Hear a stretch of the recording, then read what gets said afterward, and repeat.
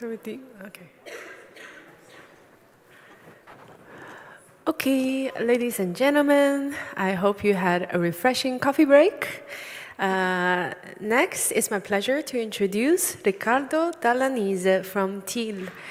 Riccardo holds a degree in clinical forensic and sport chemistry from the University of Turin and has been focused on toxicological analysis for the fashion industry since 2013.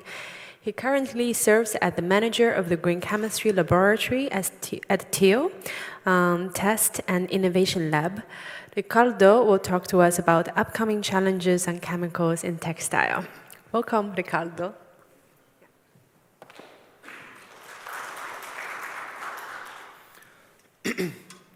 Thank you so much. Today we want to discuss about the upcoming challenge on chemical on textile, in particular a focus on virgin material. We discuss 3 different points regarding the contaminants in textile, the trends of the change of contaminants, and the future challenge for textile industries. Regarding the quality of material in general is described for the final consumer is perceived as a quality use of material, in particular the luxury fiber respect, for example, to the synthetic material. But it's important for the final consumer is the durability is a main aspect that I perceive. These aspects are linked in general to the know and the expertise from the producer to making the high quality material into the market for the commercialized product. But the high quality fabrics is not described also for the durability of the product, but described also for the chemical safety involved inside the production process. And during of the few years, there are a lot of regulation, as described for national, international regulation to promote the chemical safety of the garments to guarantee the safety for the health of the final consumer and in particular for the environmental. This is an overview of the main important chemical contaminants in general is possible to find inside the textile material. And the country that's inside the regulation in force actually at 2024, maybe a lot of new regulation arriving in the future years. But for example, it's possible to describe the different source of origin of contamination from the raw material or the production process.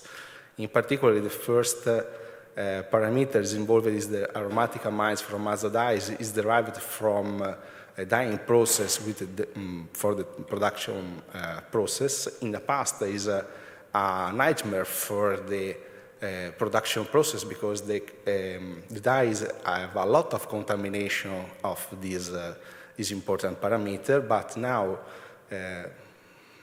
after the few years of evolution of the dyeing process is a low risk for their presence inside, for example, in virgin wool material. And this, for example, is the trends of the last 10 years regarding from the azo dyes instead of material. If we approach the limit of 20 milligram of kilogram, this is the main important restriction regarding the Chinese market.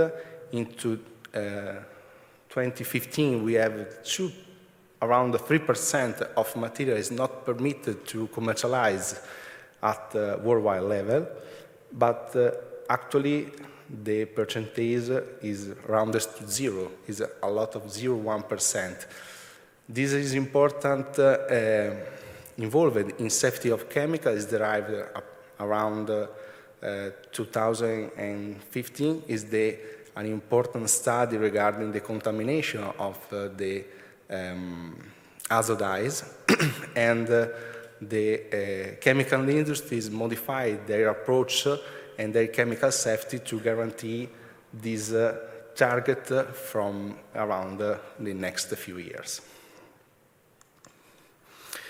Another important chemical contamination is regarding the heavy metals, in particular is the extractable heavy metals, because they have a lot of impact regarding, for example, the irritation process for the direct contact with the skin. In general, the chromium is important for a process for dyes of wool, zinc, and polyamide as a pre-metallized dyes. Is not involved in a regulation because they not have a limit specific for the commercialization into a worldwide level, but it is important metal because in its presence a lot of restriction into the private PRSL, the product restricted substance list of a lot of brands. And in general, these trends of contaminants is maintaining stable during the time because is an important metal for the production process, and maybe the difficult to change their process and the absence of regulation not mitigate the trends near to zero for the future years. The ethoxylated alkyl phenols is an important class of detergents using for spinning oil, wetting agents, softener, emulsionizing. Is a very important for virgin wool or recycled wool. Is forbidden in Europe with a limit specific at 1,000 of ppm. 100 of ppm. And this is the trend of the years after the test into the virgin wool material. The mitigation is very important because the restriction is present also only in European market, but the use is permitted, for example, into Chinese market, Australian market, American market. But this trend to zero is very important because the request of the European producer mitigate the trends all over the world, and also the external country of the Europe modify their process to guarantee the commercialization of the raw material also in Europe. So this is an important demonstration that a single regulation have an impact also into the world, and this is a very important mitigation for the environmental pollution. Sorry.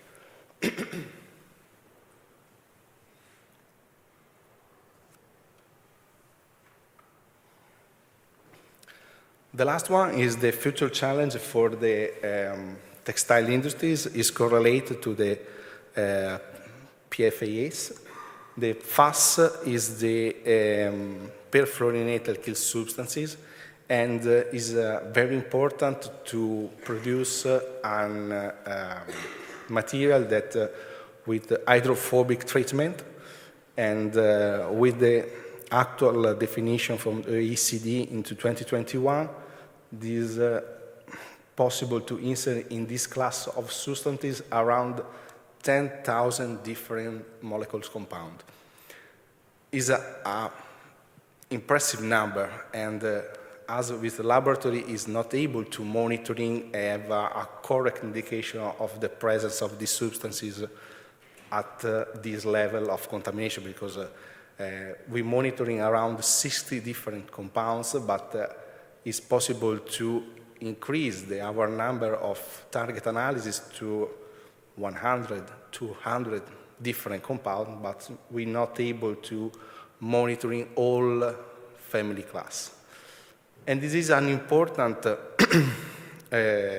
change of approach, because in the past the traditional investigation is based off target analysis, and now we move to a new non-specific approach based on the total fluorine identification. The fluorine is not a common element present inside of textile on leather process, and the monitoring is possible to correlate the presence of perfluorinated substances as contaminants or voluntary adding during the production process. This is the extraction of our data regarding the process from 2015 and 2024, and it's very important the increase number of not detectable substances, because from 2011, 2012, after the discovery, the contamination of textile with this class of substances, the chemical industry modified their production process, modified the chemical contaminants to create a new class of substances. It is not possible to monitoring, is not inserted into the plan of research, and this create this mistake of a lot number of material treated with perfluorinated substances, but not able to identify during the traditional test. With the untarget approach, the situation is completely different, because we have around 15% of material can be commercialized, for example, from such a January into the US market. 15% is a lot of sample, is a lot of problem for the brands and their supply chain, and this is very important to working together to mitigate and change this approach and this type of contaminant for the successive years, to maintaining the possibilities of commercialization process around the world.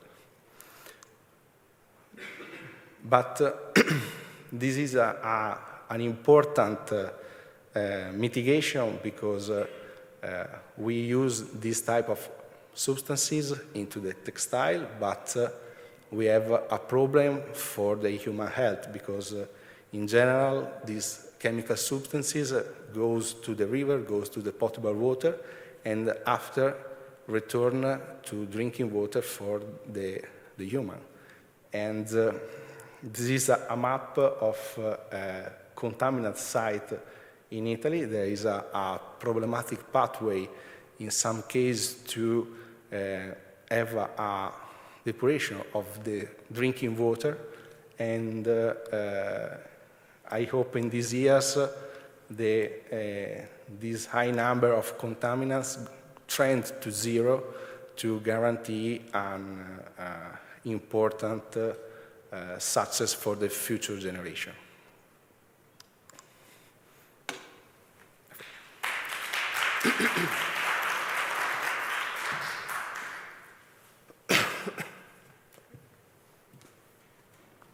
Thanks so much, Riccardo.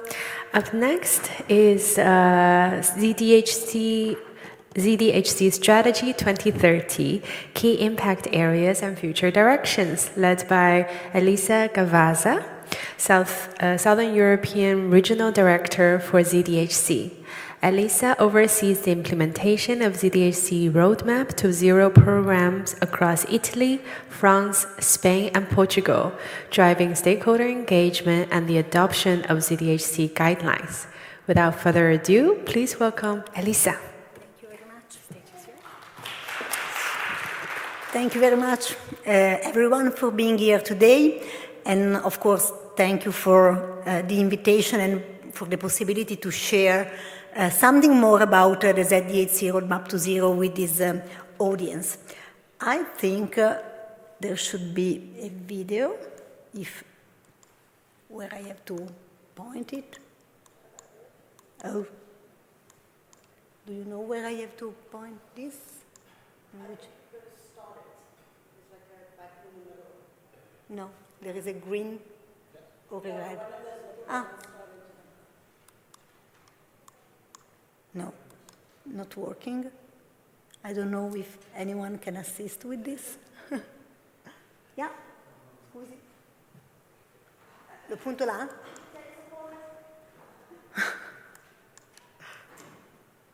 Okay. I mean, I think it's not working, the presentation.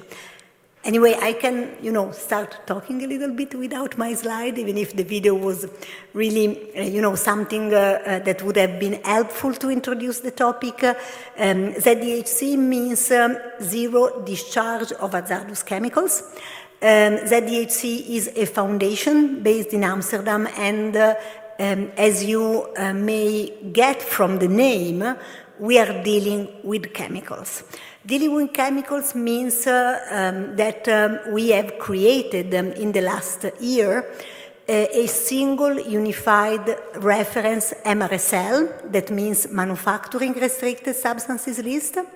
That is a list of chemicals that should not be used in production processes in the textile, leather, and footwear space. So when it comes to wool and all the stages of the manufacturing of a garment made of wool that are using chemical, there the ZDHC program apply. Of course, we are talking about a voluntary program which is going beyond the legal requirements. So let me try eventually, no, which is going beyond the legal requirements. So this means that it creates a single unified standard globally. This is quite important because when we talk about chemicals, chemistry, we are usually dealing with legal requirements which are all different in every country, and this is creating a lot of barrier in the competition as well, because we know, for example, that Europe is very strict in terms of legal requirements while other countries are not. But if you refer to a voluntary protocol, a voluntary approach which goes beyond legislation, then you create something that is able to create a global impact. And this is what the foundation is really pursuing since 2015, so that is more or less the date in which ZDHC has been founded. So ZDHC started with really few members. So at that time, we are talking about 4 brands which put themselves together after the detox campaign. So eventually you may remember the Greenpeace detox campaign. Certain people from Greenpeace went into rivers after sites in which the manufacturing of garments were happening, and they pick up some samples to see what was present in the wastewater, and they understand that a lot of chemicals which were hazardous and formally not allowed in the end product were still used in production. So they said, okay, fine, all these legal requirements coming out everywhere, in Europe sometimes, in US sometimes, they are not really changing how the sector is producing. They are just, okay, eventually it goes. They are just, I will finish this anyway. They are just, creating requirements, but if we are not changing the process, the manufacturer, if you are not trying to limit the hazardous chemicals at the very beginning of the chain, then we will not create an impact. And that's why ZDHC has been founded. Let me start the video if possible. Yeah? I will do it, I'm sure. At ZDHC, we have a clear mission: detoxing the fashion industry's global value chain. As chemicals are fundamental to all manufacturing processes, our work is essential for creating a truly sustainable fashion industry, one that protects workers and consumers, fights climate change, supports biodiversity, and preserves the oceans and drinking water across the planet. Achieving this vital goal requires collective action across the global industry. This is why we created the Roadmap to Zero program. The Roadmap to Zero program takes a holistic approach towards chemical management within the textile, apparel, and footwear value chain, and is organized into input, process, and output focus areas. It packages together ZDHC guidelines, platforms, and chemical management solutions into clear, practical, and interconnected programs tailored for each of the major industry stakeholder categories: brands, suppliers, and chemical suppliers. As a multi-stakeholder organization, we are uniquely positioned to drive tangible change. We promote sustainable chemistry to prevent pollution and reduce waste. And we mobilize our stakeholders to work interconnectedly through the input, process, and output focus areas to ensure the implementation of sustainable chemical management solutions across their value chains. The quality of our shared future depends on what we do together. Join our Roadmap to Zero program to commit to a sustainable future for fashion. Okay, so this was like an introduction of our program, dealing with chemical, dealing with, as you heard, global solution, and dealing with collaboration, because you have already listened to the video talking about brands, supplier, and chemical formulator. So our program has really different parts which are applicable to the different stakeholders, from the chemical formulator to the brand and retailer. So, and this is, representing a little bit the outcome of what is the evolution that happened to the industry in the last few years. So I've been working in the field of chemical compliance and chemical safety since many years, more or less 20, but yeah. And I remember there was a period in which it was very difficult even to approach brands and to say, oh, you have to respect certain legal requirements on your final product. They will just push and say, no, yeah, I will think about it next year, blah, blah, blah. But then, so there was a period in which really the issue was not addressed. Then it started to be addressed, but from the perspective, as I said, of the product compliance. So at that time, the situation was we used to test a lot of garments, and then when we found something, the reply was, okay, which market I can use for this garment, where I can put it on the market.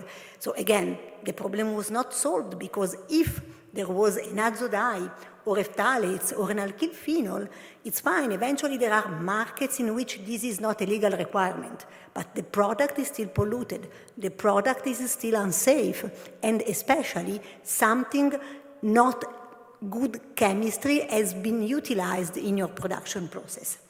And that's the moment in which the industry realizes that there was the need of an MRSL, Manufacturing Restricted Substances List, which is applicable at the stage of chemical formulations. So, of course, it's quite, simple to connect the fact that if you have good input, you will eventually have good output, at least output with a reduced impact on the environment. It's like a cake. If you have good ingredients, then you have a good cake.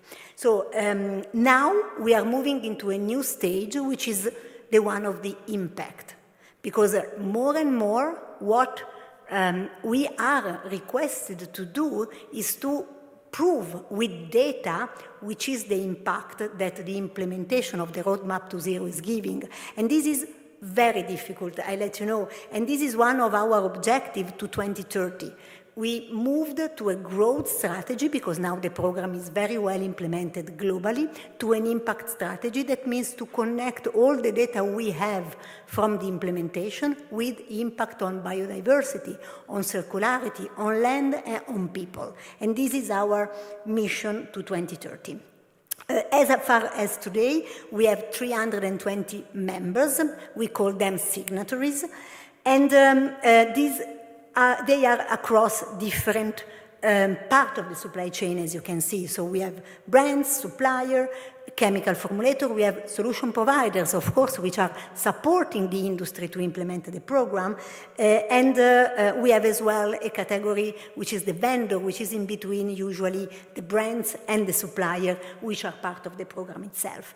320 means 320 groups or companies which are helping us to build the program, because when we are talking about implementation, we are talking about tens of thousands of companies implementing. In our database, which is named Gateway, we have more or less 120,000 chemicals registered as in compliance with the MRSL. So the number of signatories are those that are helping us to build the program, the guideline, to stay relevant. And then we have a huge implementation, which is, of course, with greater numbers than 320. So just very quickly, our mission and our vision. The vision is to create a world where better chemistry leads to the protection of life, land, air, and water.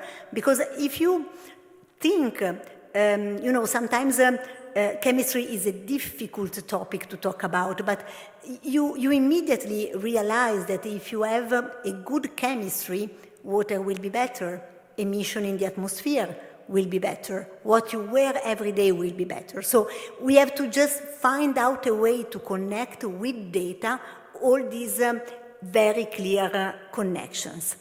And we think that as well, a better chemistry can be a volano for the improvement of the recycling processes, because many issues coming from recycling post-consumer garments are because they are polluted, and so they pollute as well the new production. So really chemistry is at the core of most of the environmental issues we are talking about. We as well have recently found a way to involve machinery suppliers, because when we are willing to not only have better chemistry, but create an impact, so for example, reduce the use of water, reduce the use of chemistry, then the machinery sector is really fundamental to be involved. And our goal coming to 2030 is to have our community, which is all the signatory, but more means all the companies which are in the gateway, using 100% chemicals in compliance with the MRSL. And to have these corresponding to the 70% of the global production of apparel, footwear, and leather. And this is quite important for us at ZDHC because, as I explained you, we were born after the Greenpeace campaign, which was concentrated on wastewater. So for a long time, they used to say, oh, ZDHC, the one of wastewater.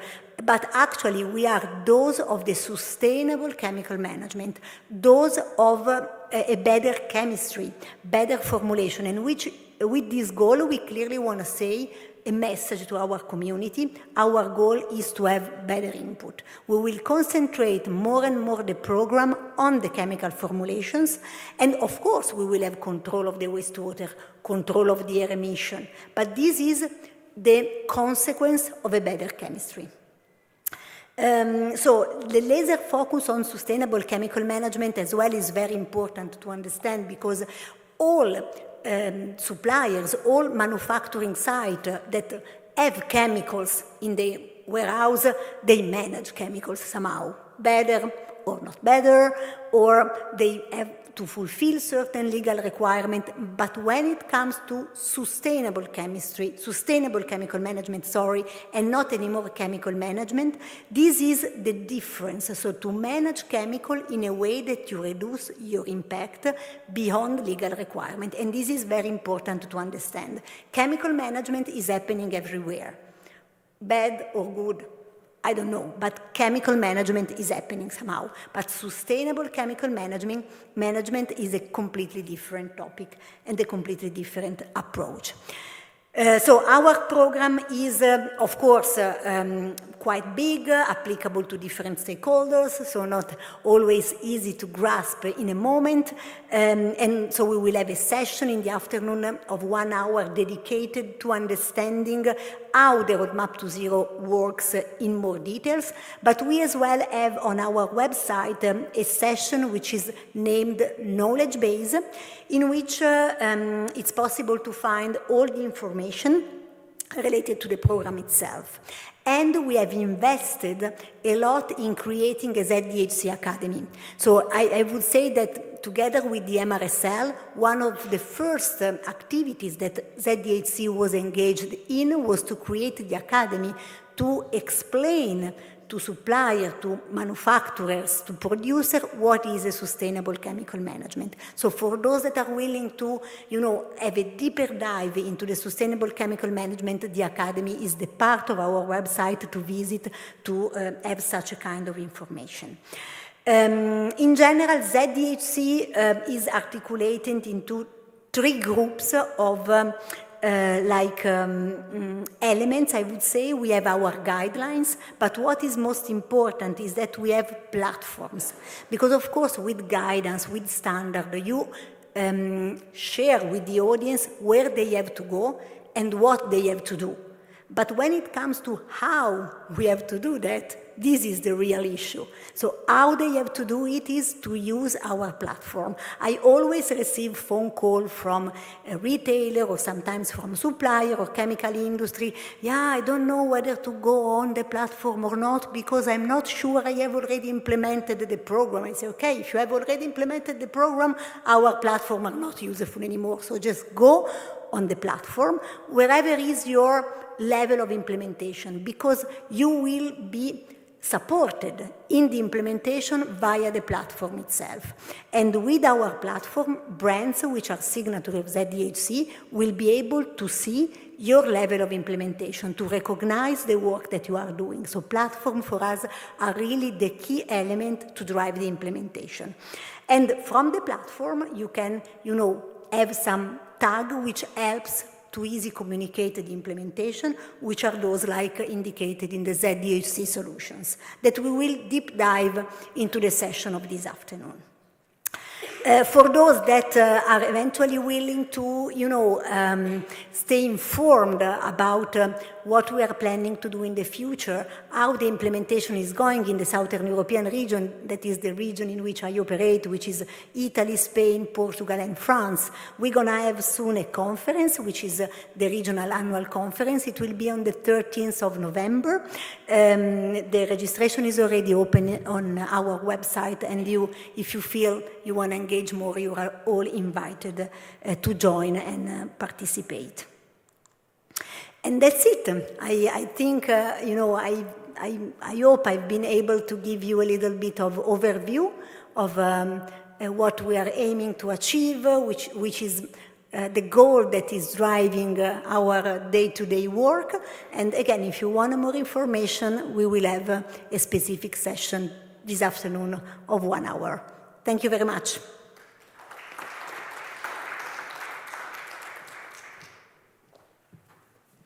Thanks, Elisa. Up next is updates from South Africa.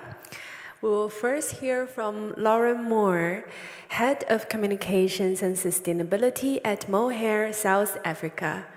Lauren brings her passion for natural fibers and sustainability, driving collaboration and promoting mohair as a leading sustainable choice. Lauren, you have the stage.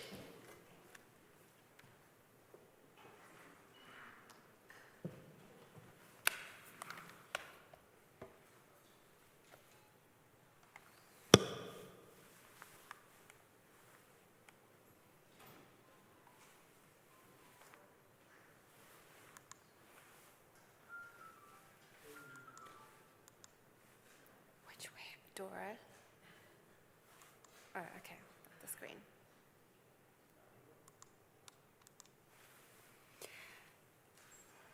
Good afternoon. Thank you, Dora, for the introduction. It's a pleasure to be here with like-minded industry colleagues committed to positive change.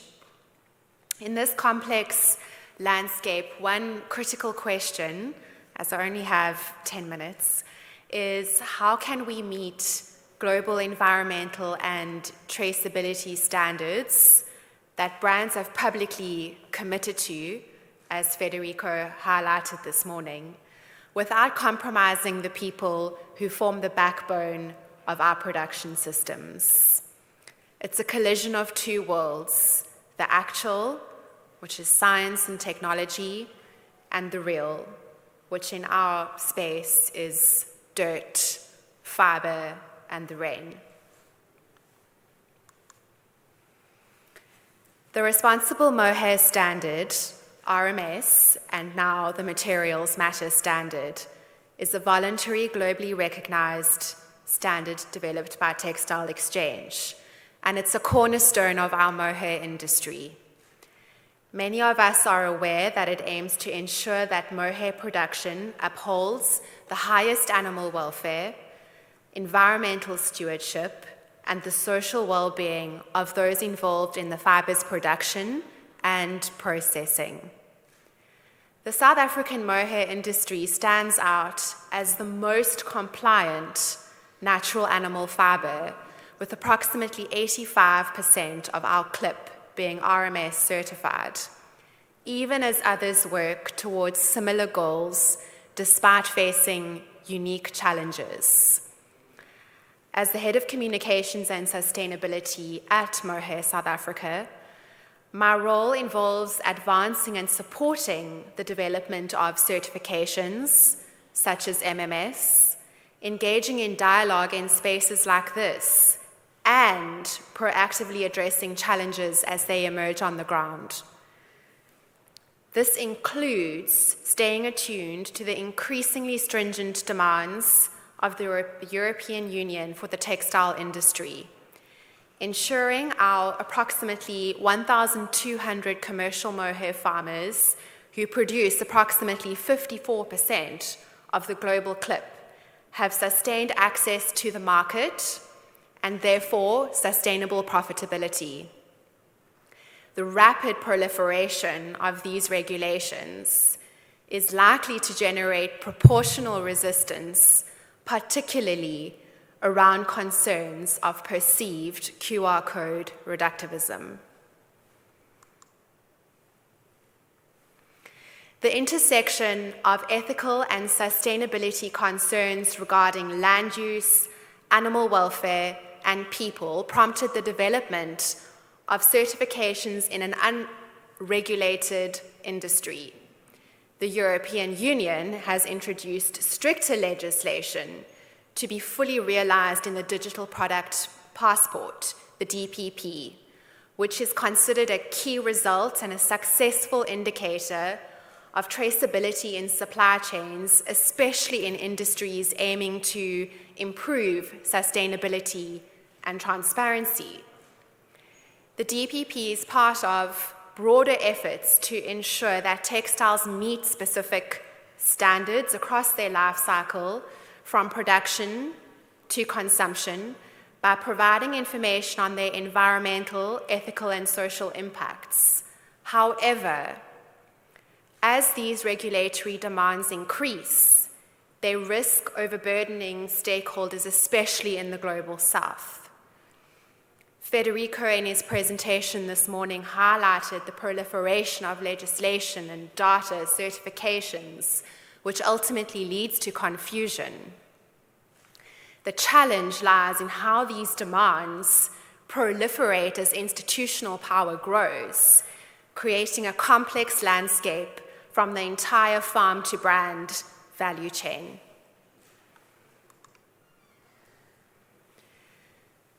The demands from the global north, when imposed on farmers and other stakeholders in the global south, can often be perceived as a form of top-down neocolonialism, placing undue pressure on these communities, especially emerging African farmers.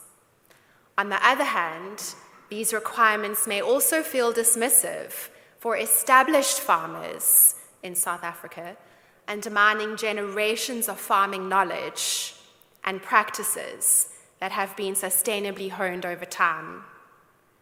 Farmers' perceptions of QR code-based traceability can often lead to frustration, with the process seen as reductive and disconnected from on-the-ground realities. This dissatisfaction could result in minimal and sporadic efforts to meet compliance requirements, as the system can feel overly bureaucratic and impractical for everyday farm operations. Further down the value chain, compliance demands become even more intensified for our processors and spinners. These stakeholders face significant financial challenges, often requiring millions in economic investment to upgrade their physical infrastructure.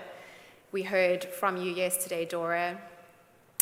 For example, moving from coal-based facilities to sustainable options like solar power necessitates substantial capital expenditure, which can pose significant hurdles to meet environmental and regulatory standards.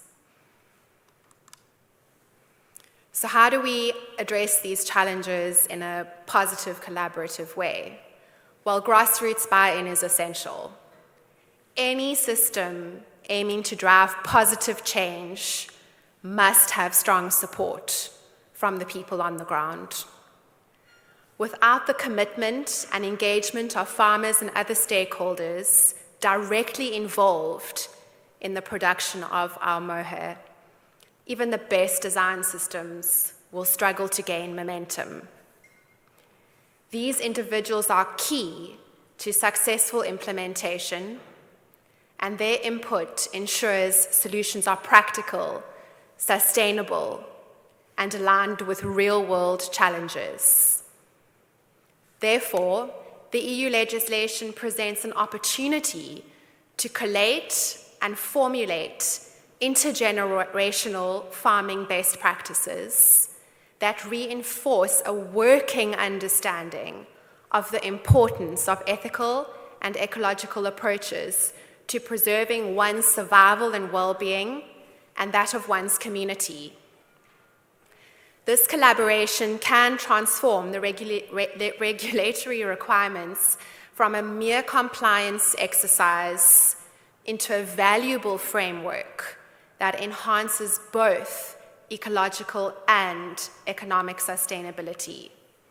By repackaging these requirements as an adaptable, living alternative rather than QR code reductivism, we can create a meaningful and practical approach for those on the ground.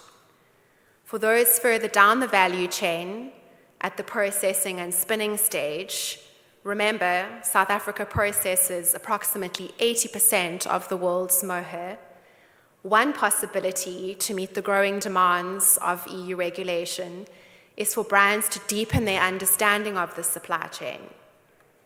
Where financial limitations hinder compliance, brands and institutions, as some already have, should consider investing in the necessary infrastructure upgrades. This proactive approach can ensure an uninterrupted, sustainable supply. A holistic focus on improving production conditions will support long-term market success while meeting regulatory demands. So work with us to help us meet the demands you are setting. We're partners on the ground at Mohair South Africa, hoping to bridge the gap between policy and practice. Our focus is on supporting our mohair farmers every step of the way, ensuring that the evolving standards make sense for them, for their Angora goats, and for the beautiful Karoo land that supports them, and the supply chain, of course, that connects us to the global market. Mohair South Africa is committed to making these changes work for everyone, from the soil to the store rails. Thank you.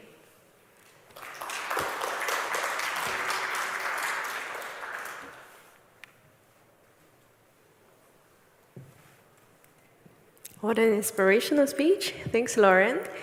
Joining her is Dion Simon, CEO of Cape Wool's SA, who has been instrumental in establishing sustainability standards for South African wool, including the innovative blockchain platform for traceable wool. Welcome, Dion.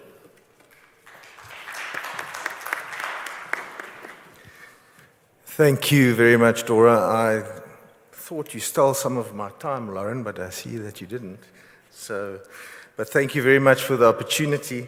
And I hope I can give you a bit of insight of what's happening in the South African wool industry in South Africa. Is my Australian colleague still here? Ah, wonderful. Always great to exchange ideas and to learn from one another. And I've titled my talk this morning, A Pathway to Fiber Transparency. So just to give you some insight in what we've been trying to do in South Africa and where we're heading. For those of you who don't know, around about just under 41 million kilograms of wool produced in South Africa. That's excluding Lesotho, so you can add another 5.5 to 6 million kilograms to that. 8,000 commercial farmers in South Africa and around about 45,000 communal farmers. Now, those communal farmers are situated mostly in this region in the Eastern Cape here. And those 45,000 farmers are arranged into about 960 shearing sheds. Now, I'll explain to you maybe in a little while how we get all this information. But before I do that, maybe it's important, and I had this discussion yesterday with a few people. So who do I represent? And I think it's the same for Lauren. We're basically the same type of organization, one in mohair, one in wool. We represent the entire value chain in South Africa. So from the farmer or the shearer right through to the processor of wool or mohair. So not-for-profit company, and we try and advance the industry in whatever we do. So that's our aim.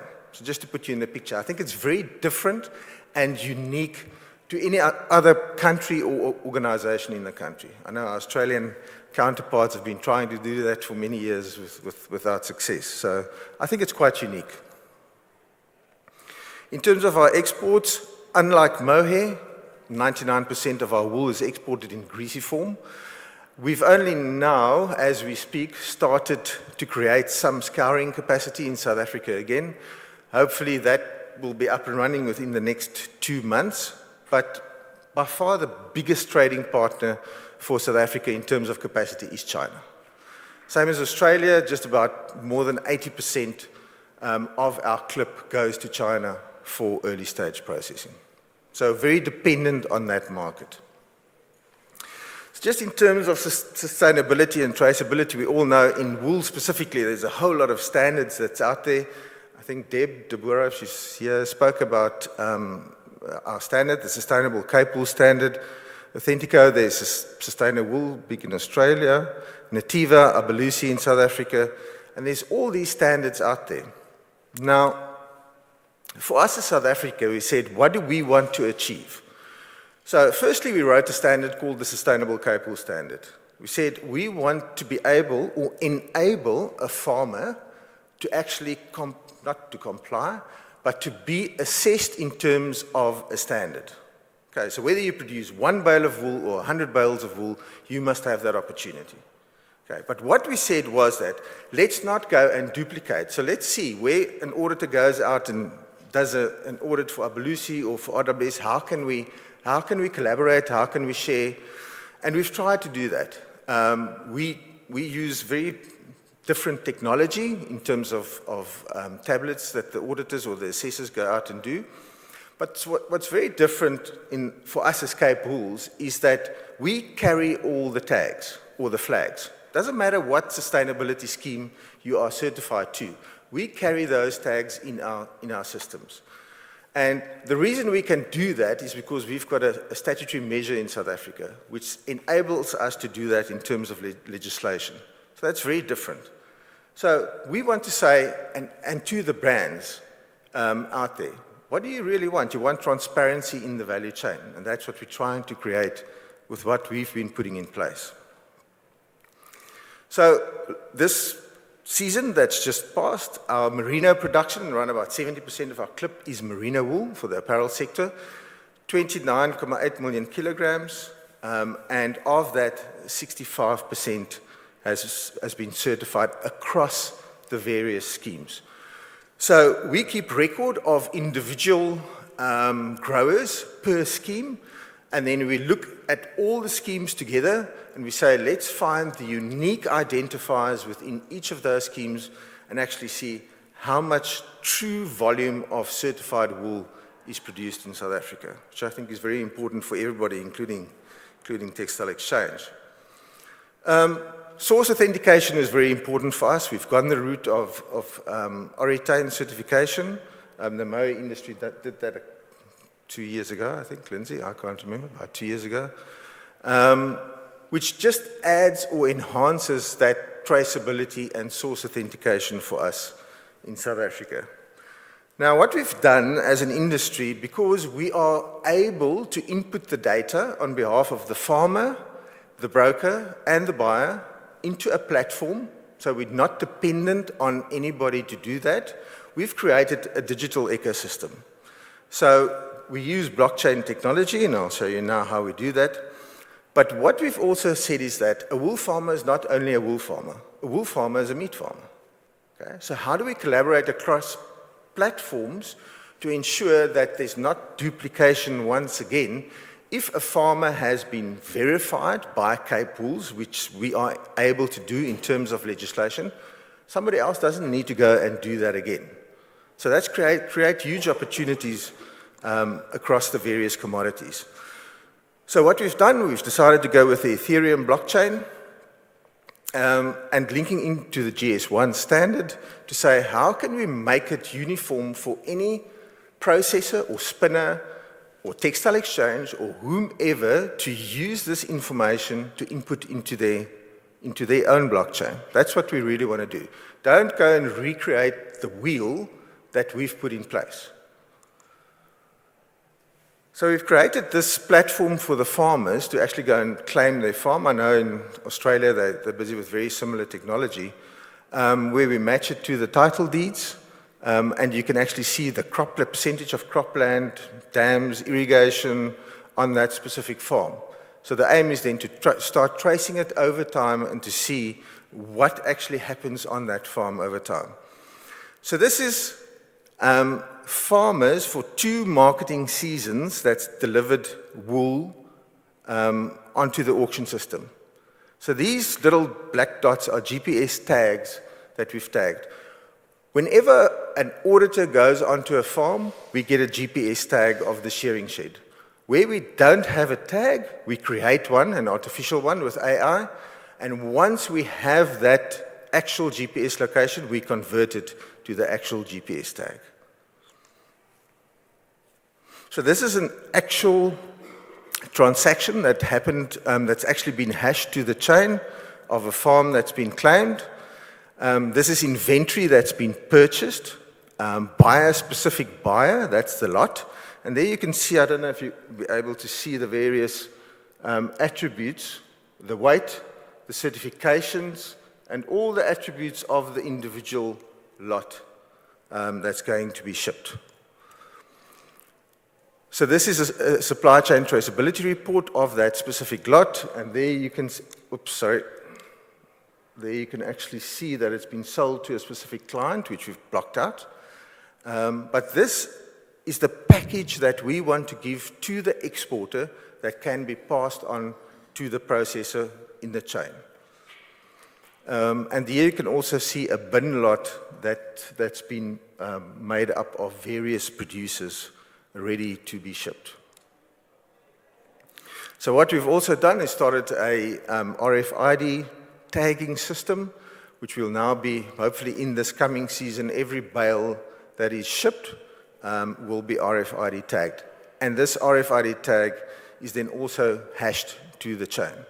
So what we're basically trying to do is to create a platform that other processors and the value chain further down the line can utilize without going back and starting from scratch. We've also trademarked 2 trademarks. The one is called South African Merino wool, and the other one, Mzansi wool. I'm not going to go into details of what they are because I've run out of time. But just to try and differentiate or give South African wool a bit of an opportunity in the international market. So that's me, thank you very much. And I'm going to close off with a very short video that was done a couple of years ago. So there's still an old logo on here, and I apologize for that, from Cape Wools.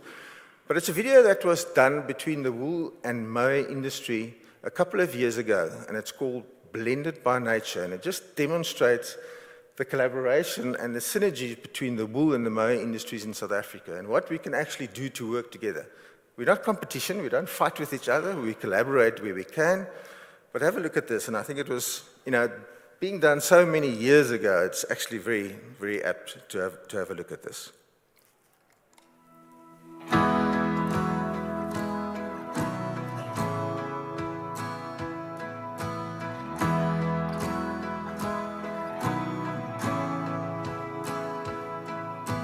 She had traveled far, armed with 7 nations. But all the walls of Jericho stand with an angry king in the middle. But instead of drawing her weapon, she played trumpets and fiddles.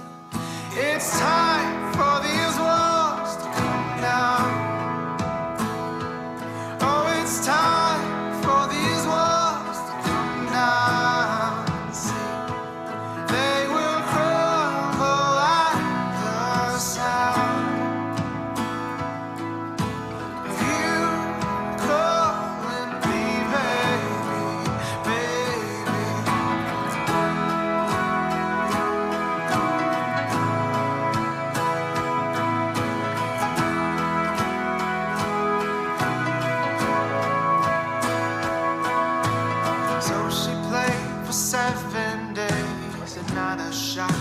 Fired.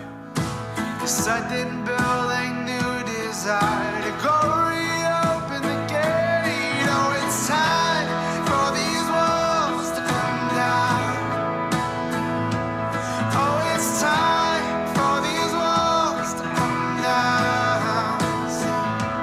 They will crumble at the sound. Thank you very much.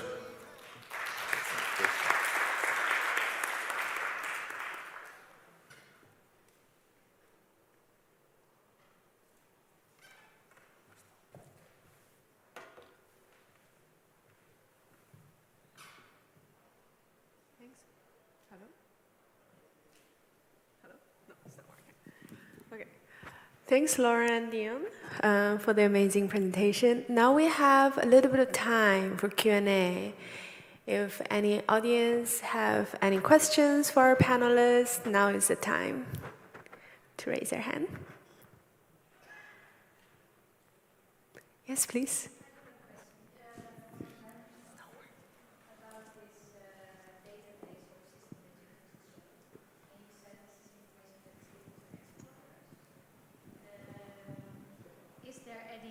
Are you also working on the connection from exporters to brands and how it reaches brands? That information?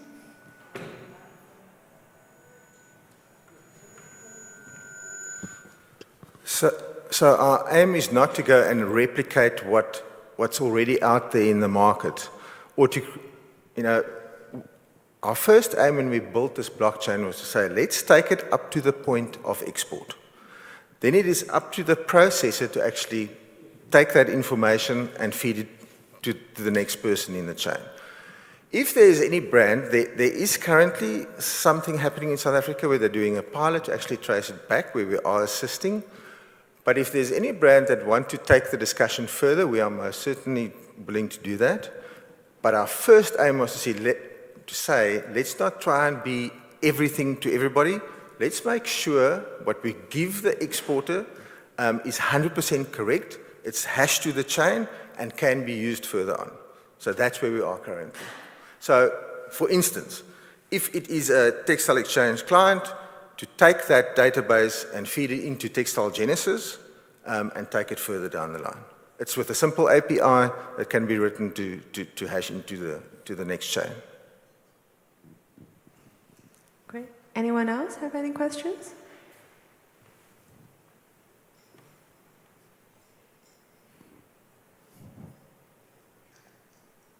Maybe the speakers are just crystal clear.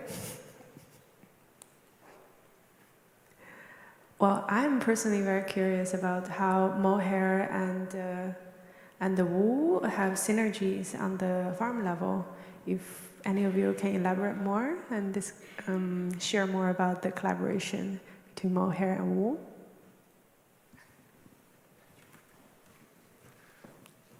Yeah, so I think it's very interesting. I think in most cases, mohair farmers or Angora goat farmers are also wool farmers. So where Angora goat is more of a browser, your sheep is more of a grazer, so they complement each other very well actually on the farm. The way that the wool and the mohair is marketed is very similar. It comes to one space basically in Port Elizabeth. So yeah, it's very complementary to one another. Angora goats are shorn every 6 months. Sheep are shorn on average 3 times in a 2-year cycle. So where mohair basically provides more of a cash flow to the farmer, the sheep is more of a consistent longer-term income in terms of meat and of the wool. So yeah, there's a lot of synergies between the two products. I think when it comes to the blending of the fiber as well, wool and mohair makes an excellent blend in any product you wear. Taking this suit that I'm wearing is a wool and mohair blend. It really gives you the benefit of the best qualities of both fibers. So yeah, we try and collaborate wherever we can between Mohair South Africa and Cape Wools, and I think we do that successfully. Obviously, there are some areas you can't do everything together, but we definitely try and do as much as we can. Yeah, we have another question. So on a related subject, is South Africa, has anyone taken any steps to work on sort of, sustainability around meat? And if so, are you taking steps for synergy? If someone gets all registered and set up for mohair and wool, is that also going to serve purposes for meat as well?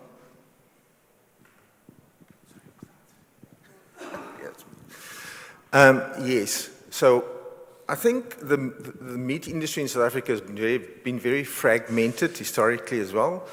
So what has happened in the past, I think it's about 6 months, 8 months, Isaac, I can't remember. The red meat industry has actually come together and formed a company called Armis, which is the red meat industry company. So we've actually signed an agreement with them to collaborate and share data on the platform where we can. So yes, that has started, because in the past it's been just so, everybody does his own thing, but that has started to happen. Super. Well, a round of applause for Lauren and Dion for the amazing discussion. Now we're going to travel from South Africa to the US. We have 3 representatives from the grower group: Aaron Martin, Ginny Cover, and Andre Soares. Aaron is a 4th-generation wool trade professional with a focus on sustainability and innovation in fashion. She combines her family's extensive wool industry experience with a commitment to ethical sourcing and regenerative practices. And Ginny comes from Imperial Stock Ranch in Oregon. She transitioned from commodity wool to producing finished textile products, achieving RWS certification in 2016. She later founded Shanico Wool Company and launched the Shanico Wool Carbon Initiative to assess environmental impacts. And Andre is a 4th-generation California sheep and goat rancher, certified under the Responsible Wool Standards and Nativa region programs. She also provides custom grazing services and serves on several agricultural boards and committees. Please join me in welcoming Aaron, Ginny, and Andre. You have the stage.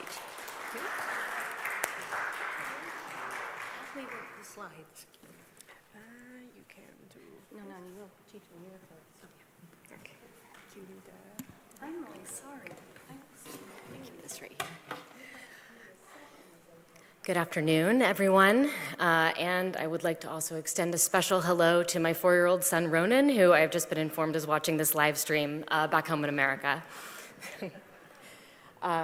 Well, I'm really pleased to be here, and I'm so excited to speak to this room about the really exciting updates in the U.S. wool export space, which my family business has been involved in since the late 1980s. So a bit about my background. I am, as Dora mentioned, a fourth-generation wool trader in America. My father and grandfather founded our company, Anodyne Wool, in 1981, and I joined the family firm in a full-time capacity in 2017, but I like to say that I have been in the business for 36 years because that is how old I am, and as anyone who is in a family business knows, it really doesn't start when you start working, it really starts from the day you're born.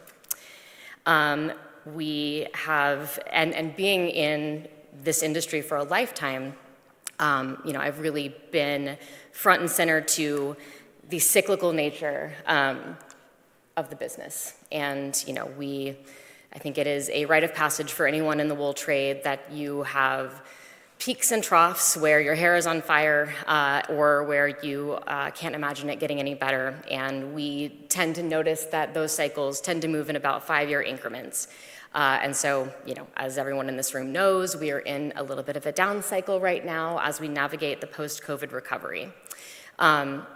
Also important to note that for our wool trading firm, we occupy a similar role to the broker in Australia or in South Africa, but anyone who has met my father knows he's very quick to point out that we are different from a brokerage in that we take a stake in the wool. So we purchase it outright, knowing that we will be able to find a market for it eventually, but we own it for a period of time. So we really look at ourselves as investors in wool. And as anybody with an investment portfolio or my finance professor from business school can tell you, the best way to protect your investment portfolio is through diversification. And that was something that we found ourselves thinking about a little bit more during this slow down cycle as we wait for the post-COVID recovery to come fully back online and for the supply chain to recover from the bullwhip effect that we all experienced during lockdown. So what that led to was a lot of conversations sort of reflecting on our long-term strategy. Where are we? Where do we go from here? And an important point that I continued to raise was that we need to build out the sustainability wing of our business. We need to find a sustained market for sustainable and certified wools. We need to be innovators in this space in America, and that is exactly what happened. We also took a long look at our end user, which in our case is the fashion industry. And although the United States is a relatively smaller producing region for wool, we are the largest consumers of fashion in the world and the largest economy in the world. So the market trends for the end user really mattered to what we were doing. And that more than anything really informed our long-term strategy. Which led us to our partnership with Jeannie Carver and the Shaniko Wool Group, which we'll hear a lot more from here in just a few minutes. We took a long look at what fashion brands are doing in the sustainability space and what their needs are and what they need from their suppliers and how we could be a partner. That led us to taking a longer look at the global fashion supply chain. We know that it's changing. We know that the fast fashion trend, hopefully, we're starting to see cracks. Shein's inability to find a market to IPO in, I think, is a huge indicator that that market is saturated. It is topping out. The only space really that we're seeing a lot of growth in fashion is sideways now, where ethical fashion is starting to capture more market share as consumer spend sort of levels off and slows down. You can see that ethical fashion is, while still slowly growing, it is growing. And that was really something that kind of drove our decision-making when we were approached by Jeannie back in December of 2023 about potentially finding an international market for Shaniko's certified wool pool. And it led us to really having some deep conversations about what sets American wool apart, because we know we produce exceptional fiber, but so does everybody in this room. What really differentiates it? I've heard that maybe American Merino is a little bit loftier, has maybe a slightly deeper crimp, but these differences are not material enough to give us much of a competitive advantage. So what else do we have? And that's really where we started thinking more about it's not just what is grown on the land, but the land itself and where it is grown. And that is really what sets American wool apart. We know that our ranchers are exceptional fiber producers, but they're also exceptional stewards of the land. And we know that this story has value, and the impact that they create has value. And it became our mission to communicate that value up the value chain through our supply chain partners here in Europe and elsewhere. And ultimately, we hope to fashion brands that are hoping to tell that story and join us in our vision of selling American fiber to Americans. It's something that I repeat a lot, but I think it's really important to keep saying that, the globalization decimated the American textile industry, the manufacturing side, and we know that that infrastructure is probably not coming back. But you can't offshore American rangeland, and that becomes the crown jewel and the treasure that we are here to protect through business solutions. Sorry.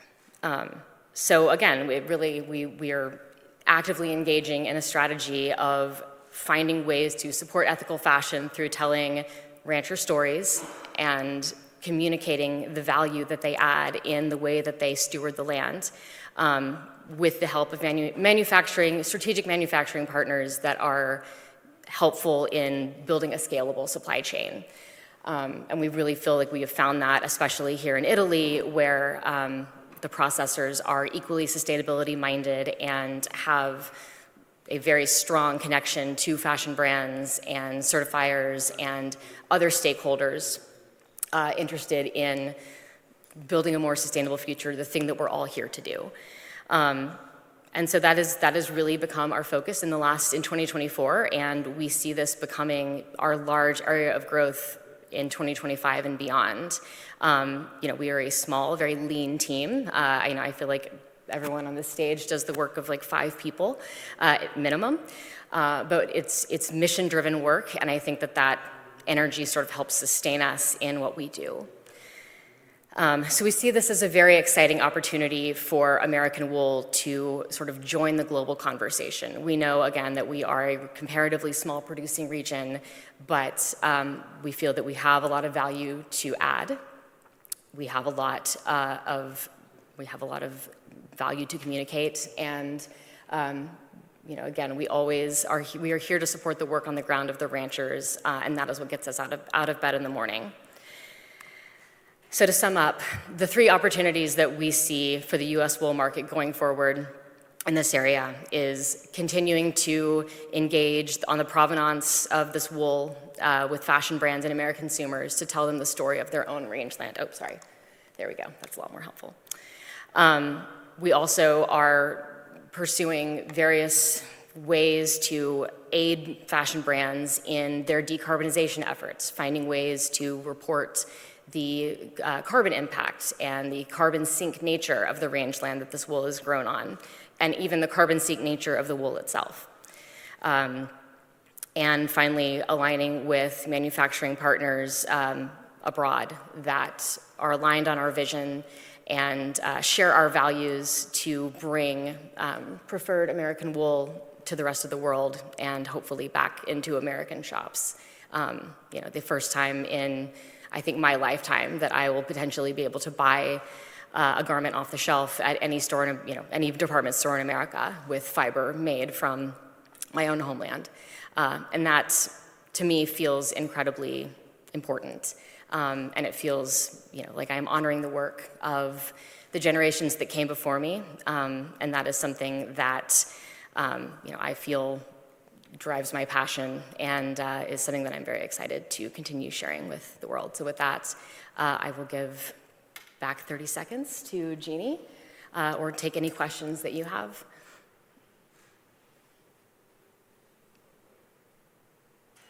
Okay, I was really clear. Awesome. Thank you very much. Oh, wait. You have to show me how to work it. Just the green button is to advance. Okay, then, does somebody have my slides? I'm not sure how this works. Oh, you do. Beautiful. Well, hello, everyone. I'm really pleased to be sharing the stage with Andre and with Aaron. Thank you, Aaron, for giving that overview. I've been a part of this, and thank you all for bearing through another presentation. It's turning into a long 2 days, but it's been really inspiring. This has been a community of family to me for a very long time now, more than a decade, that I began to be involved with Textile Exchange as a producer. And I'm just gonna tell you a story, okay? I'll tell you my story. Our family ranch was established in 1871 in Oregon's interior high desert in the western US. We've produced sheep, cattle, grains, and hay continuously for 153 years in a semi-arid environment, which means about 20 to 22 centimeters of rainfall a year, making every drop precious. We have a really long history with wool, but of course we all do that are in this room. In the late 1980s, my husband worked with local natural resource agency partners to establish monitoring sites and to formulate a management plan that would see the land win. If you ever talked to him, you would have heard those words at some part in the conversation. That was his vision, was to see the land win. And so he did everything he could to ensure that happened in the land in which he controlled. That plan was completed in 1989, and we called it a conservation management plan, and it put the health of natural resources as our #1 focus. It was also the first step, and what you are going to see has been a very logical journey. We began implementing a host of changes in the grazing and farming systems. So we graze everything, about 50 square miles of private land. We graze it all, but we also farm about 4,000 acres of that land, but we graze what we farm also. And it happens at about the same time we developed this plan, our Fish and Wildlife Service shared that only 2 salmon had come home to spawn in Buck Hollow Creek. We're the birthplace of that creek. We're actually the birthplace of 2 creeks. We have the first 15 miles of Buck Hollow. And with only 2 salmon coming home to what was a historic fisheries, salmon begin their life on our place as they're born, the eggs. They grow up, they move down these little feeder creeks into bigger streams and ever bigger streams and into this wild and scenic Deschutes River in the desert. Down the Deschutes River to the mighty Columbia. We can all tell this story where we live. And out the Columbia to the Pacific Ocean to live their life. And then the miracle of nature, they find their way back to the mouth. They come through the estuary, up the river, find the Deschutes, find the mouth of Buck Hollow, and they come home to spawn and die. What had we done to help continue to their decline, to help contribute? We wondered, could we make a difference? We made changes through this management plan, first a mindset change and then a host of practice changes. We made changes in the farming system, converting all that 4,000 acres, which is a little over 1,600 hectares, to no-till. My husband said, we'll never plow the land again. We changed up the grazing system, making it much more intensely managed. We changed the placement of salt and mineral. We developed off-stream watering points, capturing what nature gives us, capture, store, and safely release it, recharging the system, making water available up high for both wildlife and domestic livestock. And it also protected the habitats along streams and so many more things. In 2010, thousands of salmon were spawning in Buck Hollow Creek again in just a 20-year period. It's the greatest victory we have ever had. And it was since changing our mindset and practices. It was a collaborative effort. It shows the power of what we can do together. It took all the landowners in the basin and agency partners together working with a single focus and implementing changes. Nurturing natural resources is our work, it's our life, and it's the basis for our survival and for everything else that we do. And then 1999 happened. So we were just doing our life, doing our job, right? Managing natural resources and grazing animals are a key and critical tool in that. But 1999, we had been selling our wool to the same buyer for 100 years. And that year after shearing, we called up that wool buyer and said, "What's the price this year? We're ready to haul wool." "I'm really sorry, folks," he said, "we're not buying. We're closing our processing and we're moving our manufacturing offshore." Now, we can repeat this story in a lot of places, but we were left with no answer. And so we were watching our U.S. textile infrastructure diminish, and along with it, our sheep and wool industry, from which we've never recovered. My husband gave me a challenge. He said, "Find a way to sell what the sheep give us so they'll be gone off this land." And so I stepped into the challenge with a focus not on what we had lost, but on what remained. I would find the partners as close as I could to convert that, transform that sunlight energy into products. We pivoted. And from that day forward, I took us from ranch to runway in our own branded products, starting with yarn into stores, growing that across the country into apparel, accessories, and home textiles. We worked as close to home as we could, bringing traceability and intimate connection to the people, the processes, every hand that touched it, and the product, and an emphasis on the provenance of the wool. From the start, we paired our work. It was logic, because I had no training in any of this. I'm conscious that I have to really rush through this, so I can't really relax, but right there I have to. I knew nothing about anything. I'm not a designer. I'm not a specialist in wool. I don't know the technical parts of manufacturing textiles. I don't know how to build a brand. I'm not a marketer. I'm not anything except a worker bee, all right? And he gave me that challenge. So we paired that work. I paired the product instinctively with our deep heritage and our practices, our work on the land. I was telling our sunlight story. I was telling our salmon story, and it resonated with authenticity. We took our story to market. This is inside our museum room in our big barn. All that tack built the empire. In the 1800s, in early 1900s, it's still home, but it's kind of obsolete now because we've gone beyond horsepower, haven't we? We took our story to market, but the people wanted to come to the origins, the beginning of the value story, and so they came by the thousands, and I told our story by appointment, one by one, hosting and touring thousands of people over the years. Got to tell you, it's exhausting. Important, but it's exhausting. 13 years later, our phone rang. Ralph Lauren was looking for an American yarn for a special project, and I'd been saying to my husband for so long, if only somebody would come down this dirt road, somebody that could see who we are and what we do and why it matters. Our work is timeless for all of us, yet mostly forgotten. Ralph Lauren was looking for an American yarn for a special project, and we answered that call. They not only sourced our wool, but they told our story. They and brands like them, and many of you in this room, have the power to influence others, and for the better, and it changed our life. At the 2014 Winter Olympics in Sochi, Russia, Team USA for our wool.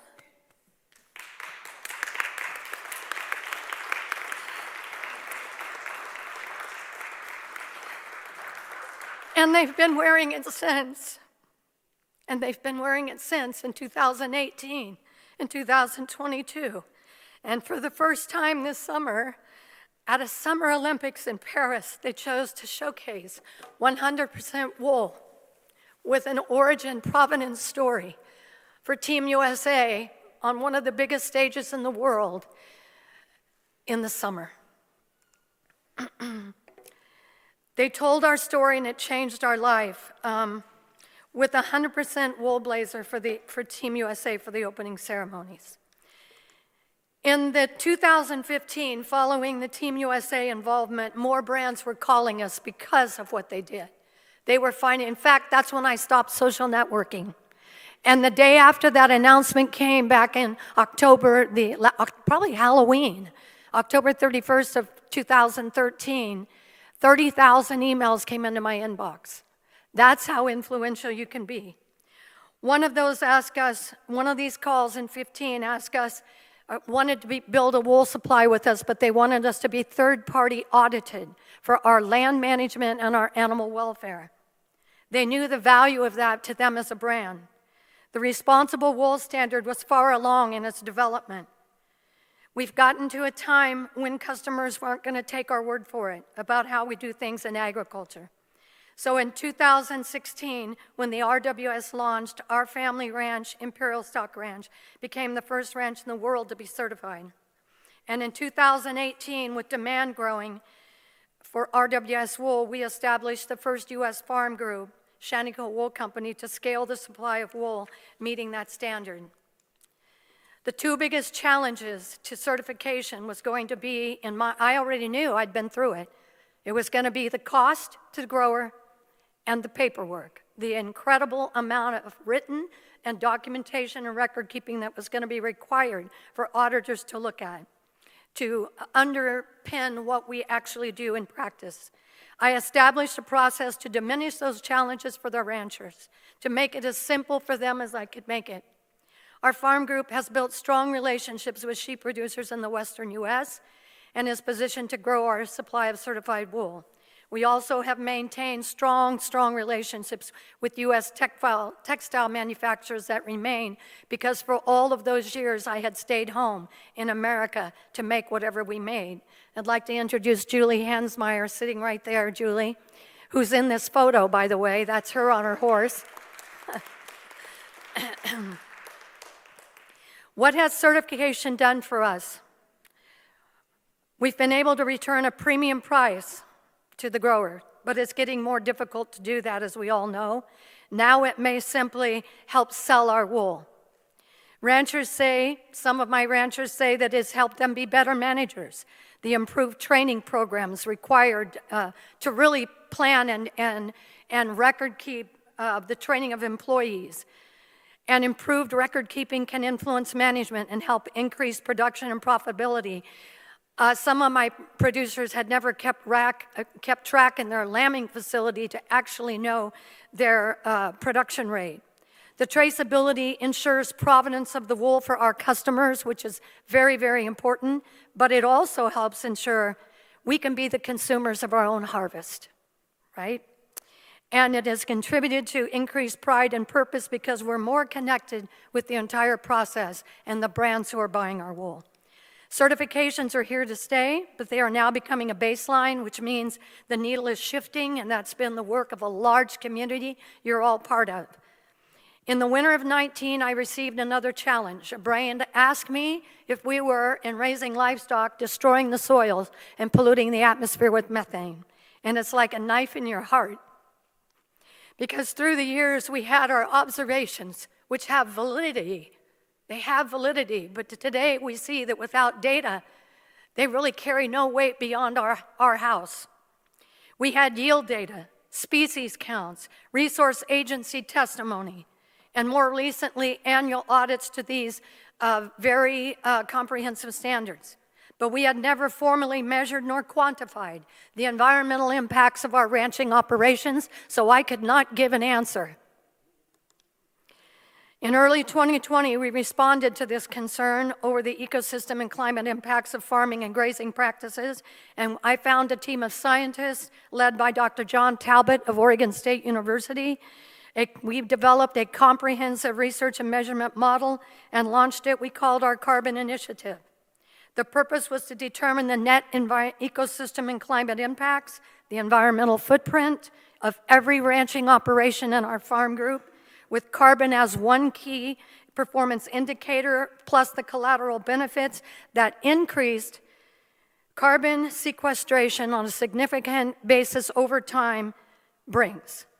By 2022, we had established the baseline for every ranch in the group, the collateral benefits that we are increasing our soil organic matter, nutrient availability, water infiltration and holding capacity, systems biodiversity, improved habitats, resilience to weather, disease, and improved livelihoods. And one example of additional aspects, our farm group, in terms of habitat and biodiversity, we work in an articulated manner with 21 plant and animal species of concern, some in the threatened and some listed. In just our farm group, we're involved in 10 large-scale multi-party conservation projects, and we work and graze in 5 designated conservation areas. We produced our first impact report with these preliminary findings, the first 4 years of data at the end of 2023. We have full analysis complete for half of our ranches with differing locations, soils, and elevations. Our ranches are located in Oregon, Colorado, Idaho, Nevada, California, and we also graze Wyoming and Utah. But each ranch that's been fully evaluated, considering all of our inputs as well, is acting as a net carbon sink rather than a source of carbon releasing into the atmosphere.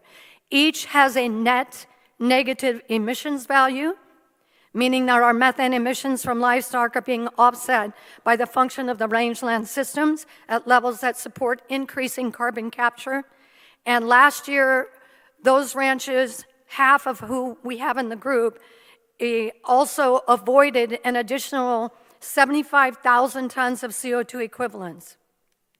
This happens to be our ranch showing you the greenhouse gas emissions profile, how much is emitted by our croplands, our animals, and then what our offset value is through the measurement of soils, biomass, nitrogen, our moisture probing, and the leading computer models to calculate the total net.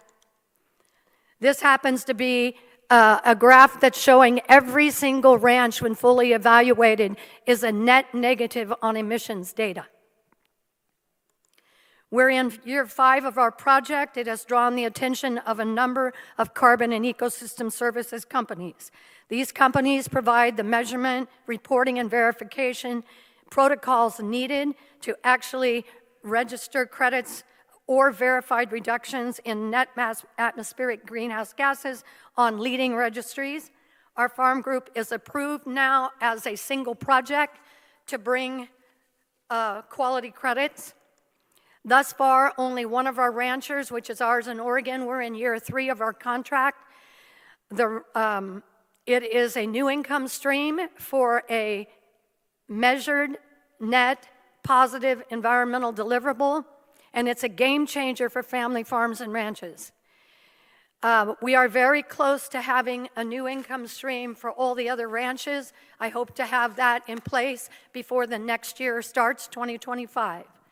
So I'm going to pass to Andre now of Talbot Sheep Company in California, one of the ranches in our group. Her and Julie are both well-respected leaders in the American sheep industry. They head state associations. They lead at the national level. And I'm honored they've chosen to join me in going down the RWS road with this community so many years ago. As we know, there are many additional values that sheep provide while grazing the landscape, and they're mostly overlooked. They're not figured into our standards.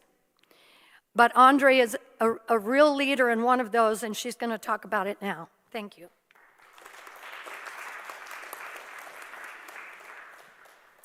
Hi, everybody. How do you not join Jeannie's train, huh? Team USA. Yeah. So my name's Andre Soares. My family has been in the commercial sheep business in California for over 100 years. I have one sister. She and I both went to nursing school. My mother was a nurse. That's what we did. Although, as Aaron mentioned, you know, when you're born into a family business like that, it is your life. And so I feel like it's been part of my life forever. I never really had thought much about the future of the family business. I was kind of doing my thing and kind of took it for granted for a long time. My father was 77 years old in 2014, and his foreman called me one day and said, "Hey, I would like to talk to you." And he's a peer of mine age-wise. We were raised together like a litter of puppies, as my dad would say, because his father was my father's original foreman. He came to me and he said, "I want to talk to you about the sheep." And I thought, oh my goodness, what's wrong with my dad? And he said, "Listen, there's an opportunity. I know of this person who has been doing some grazing with sheep and goats, and I think there's an opportunity there and there's a future there. And they're actually charging people to graze their property. And I said, you're crazy. What do you mean they're paying you to feed your animals? He said, there's an opportunity there. I think you should do it. And I said, well, what do you need me for? I'm a nurse, you know, and he said, you need to run the business. He said, if I really think there's a future, I think, to be honest with you, in retrospect, I think he saw the future of the sheep industry in California at that time, and it didn't look good to him. And he also was looking for ways to extend his lifetime and his passion in the sheep industry. So in 2014, I became involved and bought a company, bought sheep and goats. They were hair sheep, something I'd never even heard of before. I didn't like the way they looked. I didn't like goats. I didn't know anything about a goat. I talked to a couple of people before I made the trip, before I bought the animals, and talked about this potential business out there. And one person said, Andre, I think you should do it, and he's in the room here with me today. And the other person said, I don't think you should do it. I think this doesn't make any economical sense. I did not tell my father. I knew he would try to talk me out of it. He was, like I mentioned, 77 years old. He was comfortable. He had kind of, the business had started to contract as he got older. He was taking less risk. And I knew he would try to talk me out of it. So I didn't ask him about it until after I'd made the decision.